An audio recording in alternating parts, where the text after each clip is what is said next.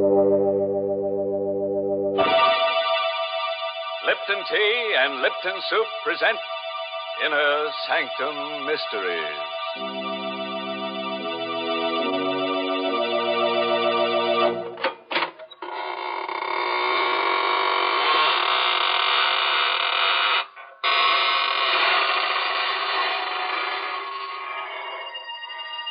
Good evening, friends.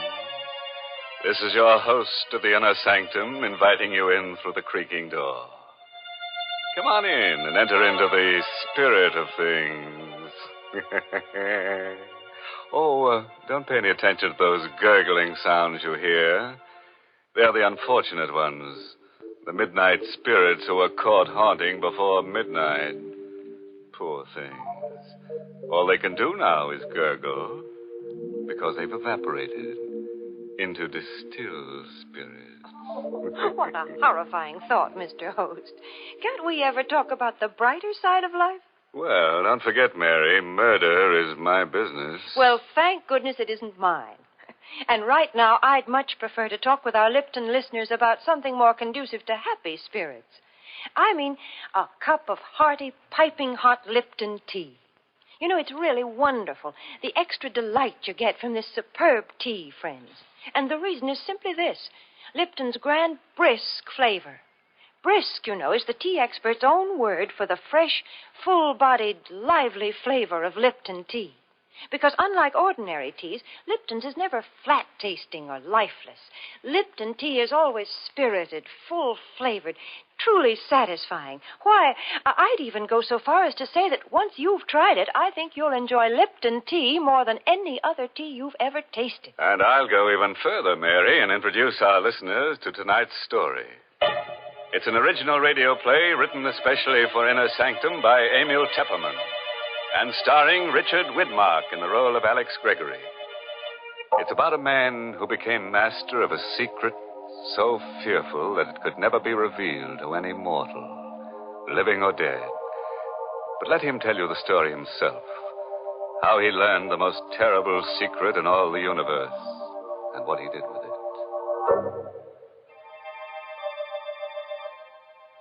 It was an evening in September, the 15th to be exact, when I first learned of the existence of elixir number 4. It happened at Professor Jarman's house just off the college campus. You've heard of Jarman, of course. He was to chemistry what Einstein is to physics. But it was his daughter, Elaine, that I was interested in that evening in September when I rang their bell. Oh, hello, Alex. Oh, gosh, is it that late? I'm not even dressed. Hi, sweet. Snap it up, will you? The last show starts at 8:30. Oh, it won't take me long. Wait for me in the library. I'll be ready in a jiffy. I knew my way around the house. I went into the library, and the first thing I noticed was that the door to Professor Jarman's private study was ajar. It had never happened before. The private study and the laboratory beyond were forbidden territory in the Jarman home. Not even Elaine was allowed in there. And now the door was open. I'd heard stories of Jarman's experiments with new and secret formulae. So here was a chance.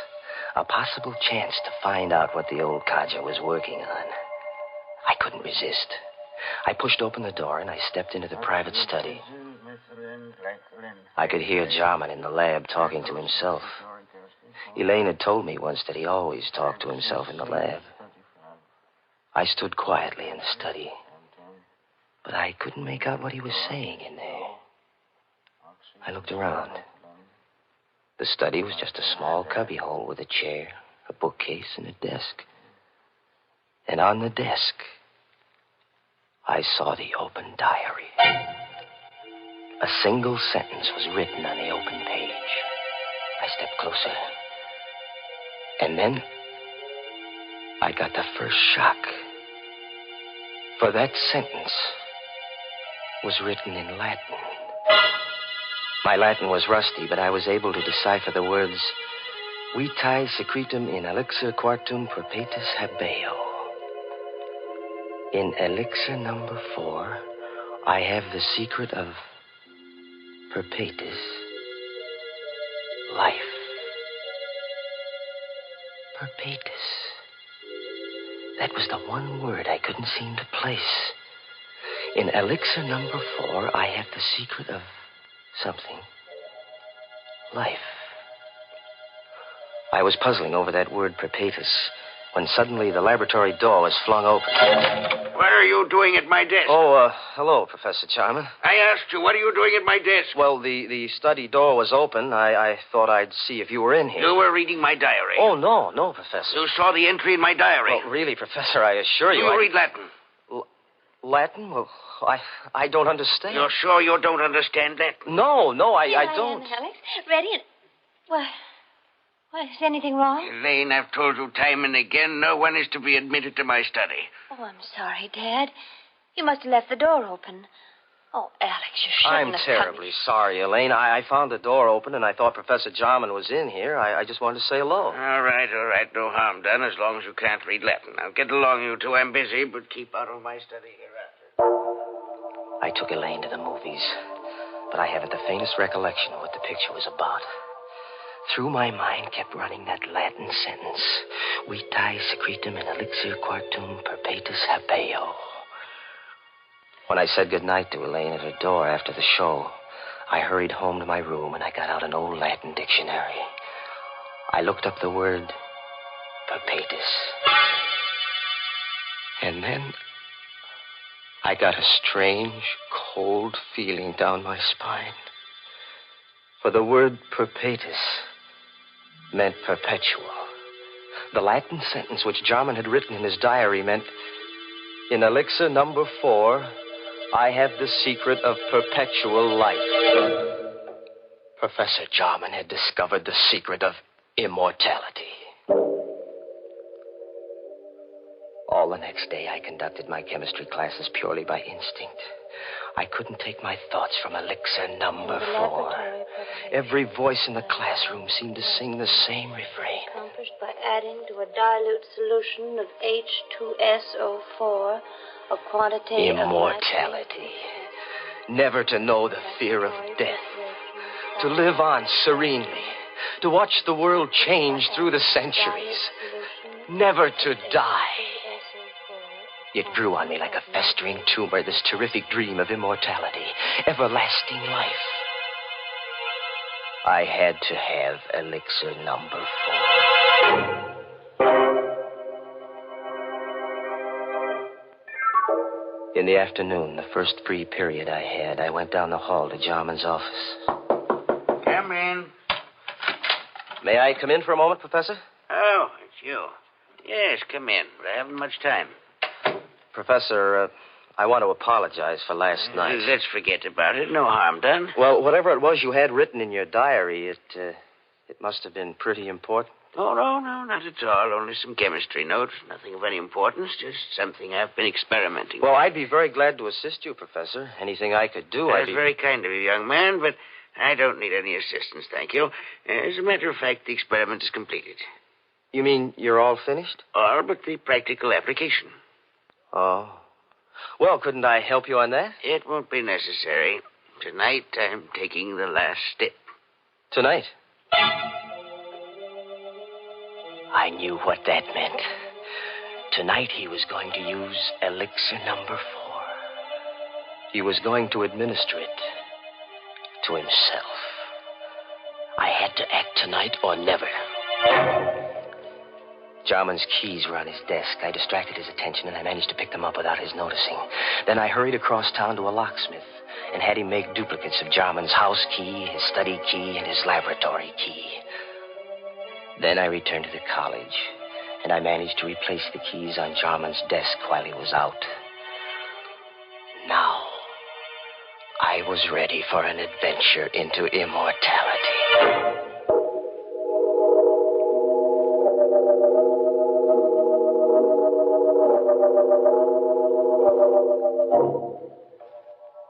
At 8:30 that evening, I let myself into Jarman's house, opened the study door, and stepped quietly over to the laboratory. I knew Elaine was at a sorority meeting.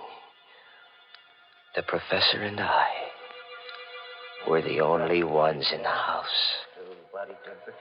Jarman was standing at the lab table with his back to me, talking away to himself. There was a small vial on the table and a hypodermic syringe alongside it. Equal quantity administered yesterday will be sufficient. At my age, since my blood is too thin, I require the additional dose. But a younger man would need only one injection to cause the necessary type change in his blood. Who's that? Good evening, Professor Jarman. I hope I'm not interrupting. What are you doing here? How did you get in? So elixir number 4 changes the bloodstream, huh? What do you want in here? Quit stalling, Professor. I know what elixir number 4 is. Oh. So this is it. Elixir number 4. Careful. Don't spill it. How much of this stuff have you got? That's all there is. 5 cc's. You mean you haven't got any more? It took me 5 years to distill 10 cc's. Before that, I experimented for 10 years. I failed 3 times. And this is your 4th try, huh? Elixir number 4. And there isn't any more of it? It will take me 5 years more to make up another bat. Please be careful. Don't drop it. Don't worry, I won't. You said this is enough to make the average man immortal. Me, for instance? It's not for you. You hear me? Not for you. Oh, yes, it is, Professor. It's for me. I won't let you... What are you doing with that mallet? What do you think? No. I'm so sorry, Professor. Wait. I'll let you have it. Don't kill me. I've got to kill you. When I take this dose of elixir number 4, I'll be immortal. And I don't want anyone to know it. Go away, you fool. You'll never enjoy your immortality. You'll wish you were dead 1,000 times. I'll come back to remind you.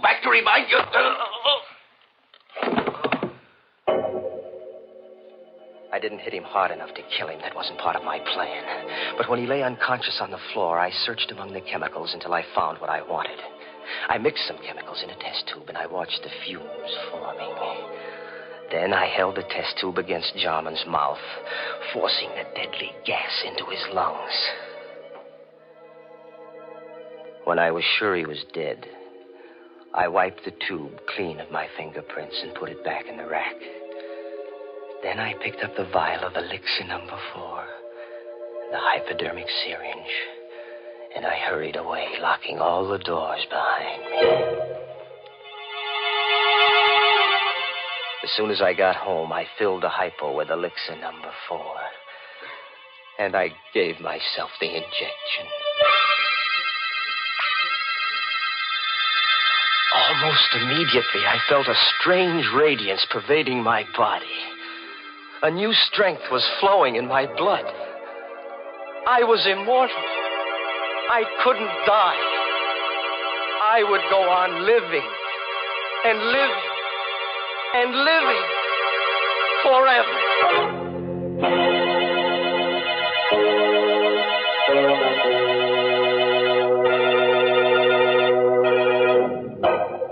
Hey, what's going on here?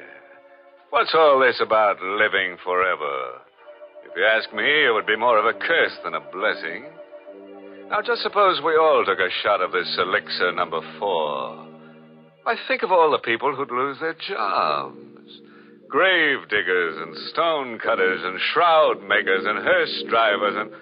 Oh, why, go on. You see what I mean. Why, everybody'd be out of a job. We'd all practically starve to death. Well, then, Mr. Host, maybe we can be glad that nobody has ever found the fountain of youth.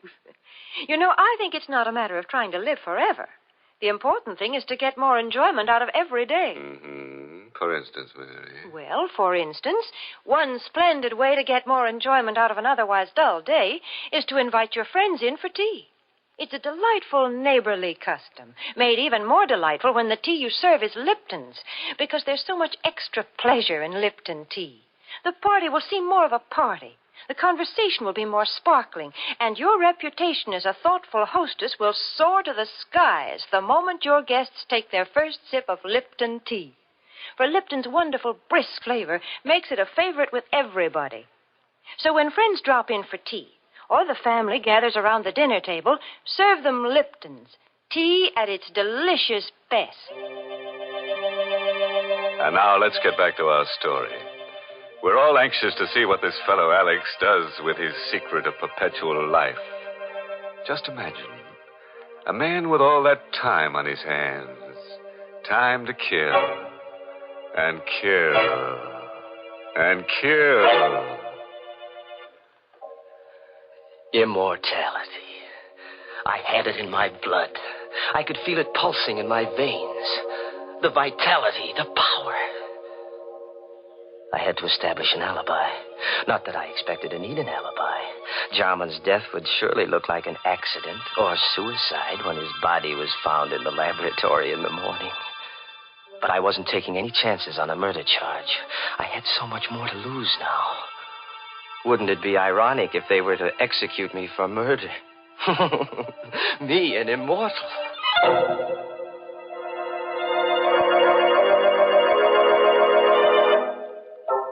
Next morning, I stopped at Jarman's house and rang the bell.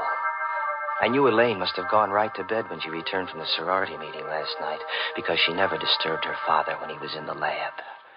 But now, when she discovered that he hadn't been to bed all night, she'd want to investigate. And I wanted to be there when the body was found. Oh, good morning, Alex. Hello, sweet. What's wrong? You look worried. Come on in. Alex, I am worried. Dad's still in the lab. He didn't go to bed last night. Well, what of it? He must be working on something big. No, I'm afraid something's happened. I knocked at the door just now, and there was no answer. The door was locked? Well, yes, but I have a pass key. I wonder if I ought to use it. Well, of course you should. Well, please, Alex. You come with me. Of course, darling. Together, we opened the laboratory door. I was all set to act horrified when we discovered the body on the floor. But there was no need to act. I was horrified. For the lab was empty. There was nothing on the floor. The body of Professor Jarman was gone. I don't know for how many hours after that I walked the street, confused and frightened and uncomprehending. I tried to reason it out, how Jarman's body had walked out of that lab. There was only one solution.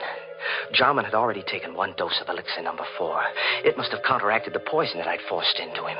He must have gotten up and then walked away. But where? And why? I recalled what he'd said before I hit him with the mallet. Yes, I could hear his voice faintly strumming at my brain. You'll never enjoy your immortality.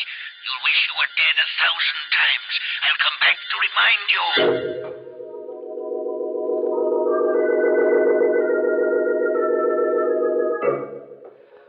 The next day, I went to Elaine's house, and I saw that she was taking her father's disappearance pretty hard. Oh, Alex, I don't know what to make of it. Do you think that Dad...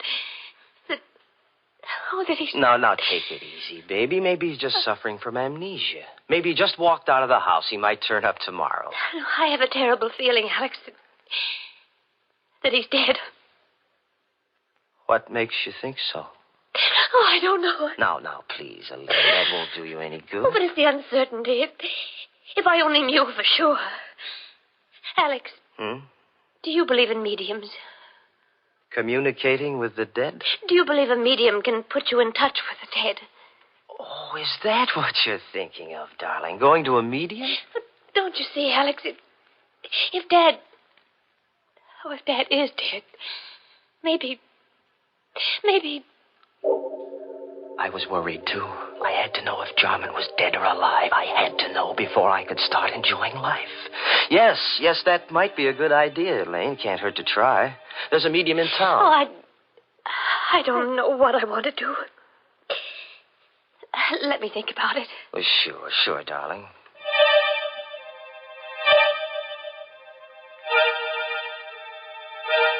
In the days that followed, I began to doubt whether I really was immortal. Was elixir number 4 really the elixir of life? Was I really going to live forever? If there was only some way to prove it. Then I remembered what Jarman had said, that the elixir caused a change of blood type. Well, that'd be easy enough to check. Elaine was taking a medical course, so I asked her to test my blood on the pretext that I thought I had anemia. It won't hurt, Alex. Just the needle. Ouch. There, now I've got all the blood I need. Just sit here a minute while I make the test. Well, does it take long? Only a minute. Alex. She was excited. There was something different about my blood then. Alex. Alex, come here quick. What? Look. Oh, look, Alex. I can't be mistaken. Your blood. It's a new type. Elaine couldn't get over the discovery that my blood was a new type. I'd asked her not to tell anyone about my new blood type, but I knew she wouldn't be able to keep the secret for long. And once it got out, people might begin to suspect what I already knew for sure, that I was immortal. Oh, I couldn't afford to have that known, because then everybody in the world would be envious of me. They'd hate me, too, because they'd know I could go on living long after they were dead. Oh, no. No, it had to be a secret forever. No one in the whole world must know, except myself. And the only person who could spill the secret now was Elaine. So, there was only one thing to do. Elaine furnished the opportunity herself the next day. Alex, I've been thinking about that medium. I've got to know if Dad is alive or dead. All right, whatever you say, darling, if it'll make you feel any better. I'll go with you, of course. Just the two of us, huh? We made a date to go to the seance that evening, and I made my plans accordingly. I didn't intend that Elaine should leave the seance alive. We arrived at the medium's house promptly at 9 o'clock. The medium asked Elaine and me to sit close to each other. And then she put out the lights. Alex. It's all right, sweet. I'm right here. I'm right next to you. I'm frightened. Now, there's nothing to be frightened about, darling. I'm right here with you. But it's so dark. I can't see anything. I don't hear anything. Where's the medium? She's still here. She's right across the table. She's gone into her trance. Do you think she'll contact Dad's spirit? I don't know, darling. Wait and see. I timed myself carefully, waiting for the moment when the medium should be well into her trance. Then I took out of my pocket the hypodermic syringe. I held the plunger in my left hand while I gripped Elaine's arm with my right, my thumb over the artery. Alex, my arm, your fingers hurt. It's all right, sweet. Slowly, I brought the hypodermic needle up close to the artery. One bite of the needle, a single plunge of the plunger, and death would come almost instantaneously. And no one in the world could say that it hadn't been heart failure. But suddenly, just as I had the plunger ready, I heard something strange. A sound. In the room where there should have been no sound. You'll never enjoy your immortality. You'll wish you were dead 1,000 times. I'll come back to remind you. Back to remind you. The voice of the dead. Back to remind you. Jarman, where are you? Jarman, stop. You're dead. You're dead, Jarman. You can't be talking. You're dead. I saw your dead body. I killed you myself.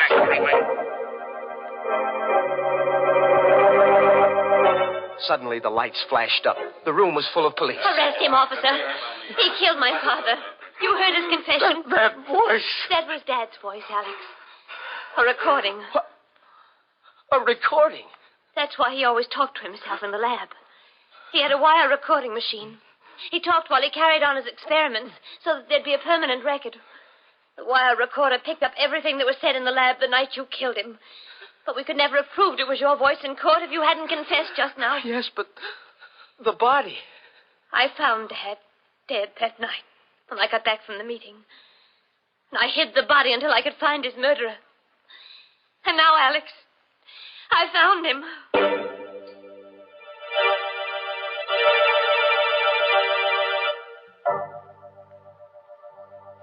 through the trial, Elaine sat and watched me. All the time the jury was out, she sat and watched me. And she watched me while they read the verdict of guilty. Her eyes never left me when I stood up to be sentenced and heard the judge say, Alex Gregory, it is the judgment of this court that you be confined to the penitentiary for the rest of your natural life.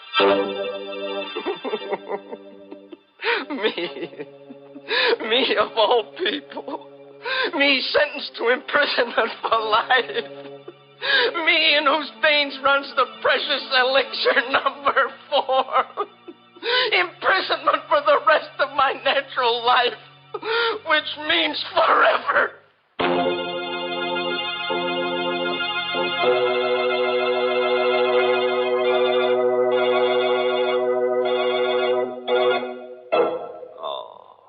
You know, I feel kind of sorry for Alex. He really got a tough break. Locked up in a cell for all eternity and no way out. Yes, looks like they'll have to build a new jail around him every 1,000 years or so. Of course, there's one way out for him. He could let his beard grow for a couple of centuries, and when it gets long enough, he could hang himself. Oh, imagine such a thing, Mr. Host. Yes, it would be sort of breathtaking, wouldn't it, Mary? Poor Alex. He probably had many good impulses in his lifetime. As the trouble is, he didn't follow them. Well, Mr. Host, I'm afraid that's something we all do every now and then. For instance, perhaps some of you Inner Sanctum fans have promised yourselves the pleasure of trying Lipton tea, but somehow just haven't gotten around to it. Or maybe you've just forgotten it when you're writing out your grocery list. Well, this time, make sure. Add Lipton tea to your grocery list right now, for until you do try it, you're missing a real treat. Why not start enjoying lively, full-bodied Lipton tea beginning tomorrow?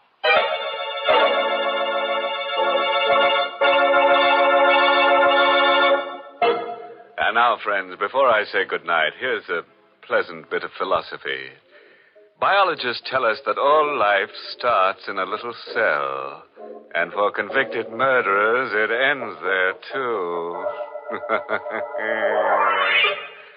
Oh, by the way, this month's Inner Sanctum mystery novel is Death in the Limelight by A.E. Martin. And next week's Inner Sanctum story, brought to you by the makers of Lipton Tea and Lipton Soup, and directed by Hyman Brown, next week's story is called You'll Never Escape. So, if you feel in a capturing mood, join us next Tuesday. Until then, good night. Pleasant dreams.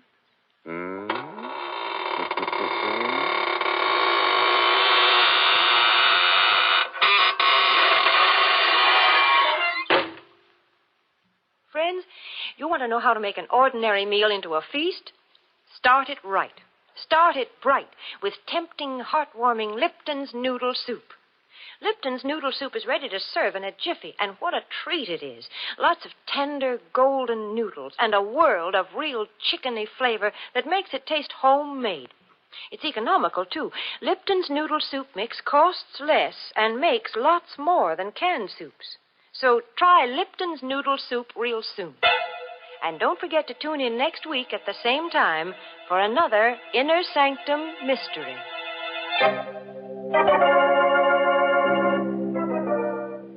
This is CBS, the Columbia Broadcasting System.